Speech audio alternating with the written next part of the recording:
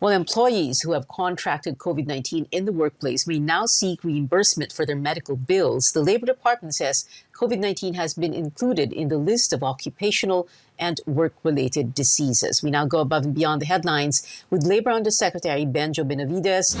Good evening, Yusek Benavidez, and welcome to Newsnight. Sir, can you tell us, sigurado na po ito, and what will happen is that if a person confined in a hospital has COVID-19, pwede po niyang ipa-reimburse ang kanyang medical bills, expenses, Employees Compensation Commission. Is that correct, sir? Well, thank you. First and foremost, thank you for having us in your program. Now, let me first clarify the impact of the resolution listing COVID-19 as one of the occupational diseases. One clarification is that even prior to the board resolution, COVID-19 is already compensable. But what's the difficulty that workers encounter is that they need to prove that the risk of contracting COVID-19 is increased by their working condition. That's why, Ma'am Pia, based on our data, not too many are getting the benefit because they have to submit requirements. So that's the reason why we need to change the policy. We have to list COVID-19 as an occupational disease para mas mapadali po yung processing. And this will become a process that is more workers friendly, especially this time of the pandemic. I see. Okay, well, I'm glad you brought that up, Yusek Benavidez. No, it was difficult to prove before. Now you're saying because it is listed as an occupational disease, all the employee has to do is to file an application for reimbursement at maibibigay naman kaagad. So in other words, hindi na kailangan i-prove pa because we have what we're doing here, sir, and correct me if I'm wrong, what we're doing here is we are going to presume that because pumapasok yung tao, meaning hindi siya working from home or staying home, then therefore he or she, we must presume na he or she becomes even more vulnerable, correct? Yeah, but by listing COVID-19 as an occupational disease, there is now a presumption of compensability. And going back to the benefits that an employee who contracts the virus, marami po kasi siyang benefits, not only the medical reimbursement, because that is just one of the benefits. With respect to medical reimbursement, ECC will reimburse the hospital expenses net of PhilHealth. As we all know, meron din po sa PhilHealth. But what is in excess of the reimbursement cost under PhilHealth will be paid by the ECC. But that is not the only benefit. Aside from that, the employee may also get sickness benefit, and that is amounting to 480 pesos per day. Ito po yung kapag nag-absent, of course, ma-hospital ka, mag-quarantine ka, walang sahod. So at least the workers will have sickness benefit in the amount of 480 pesos per day, in the maximum of 120 days.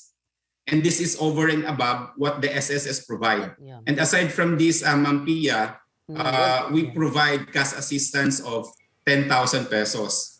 But recently, we amended a resolution increasing the amount to 30,000 pesos, but this is still subject to the approval of the President. Well, that's good to know, no, everything you said. So, number one, and I'm glad you brought that up also, yung PhilHealth. So, para bang net of PhilHealth, which is another piece of good news for employees. At the same time, you're saying meron pa palang mga iba pang benepisyo. The next question, Yusek, is how easy is it going to be to file for that application? Is it an online thing, or kailangan yung tao mismo or yung kamag-anak niya pupunta doon sa which government office? You know, ano ba yung proseso para naman hindi naman maakusahan ng may red tape, no? In other words, it's a compensable disease na pala, madali namang kumuha ng reimbursement, pero pahirapan ang pag-file ng application. Paano po 'yon? Yeah, one of the difficulties that workers encountered is actually the submission of requirements, the many requirements that we require to prove compensability. But since there is also already a presumption of compensability, we will be dispensing that. What the workers, what the employees need to submit is just but a certification, the result of the COVID test, as well as the certification that for this date and or period, he or she reports to work. That's all. And we provide option to the employees either by filing the claim in person or by online. Okay. So and pag online, ano pong website ang pupuntahan nila? Well, they can check with the ECC where we're trying to reconfigure the system because again we noticed last year not too many applied, just in the range of 8,000, despite the fact that we have an increasing number of cases of COVID. By the way, Ma'am Pia, this benefit will prescribe 3 years. So they still have more time to file for this benefit. Wow.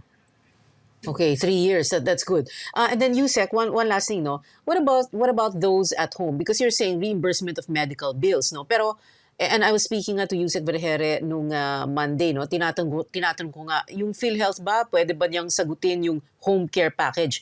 So itong halimbawa itong empleyado pero nasa bahay may mild case siya ng COVID, no?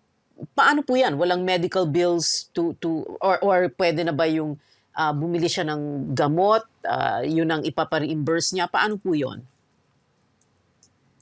No need for the medical I mean, bills when I for say this nasa bahay, particular yung mga benefit. mag-isolate sa bahay. Yeah. Yes, no need for the medical bills. These are fixed amount. I see. Okay. All right. Sige po. Thank you very much, Undersecretary Benjo Benavidez of the Labor Department. Thank you for spending some time with us tonight.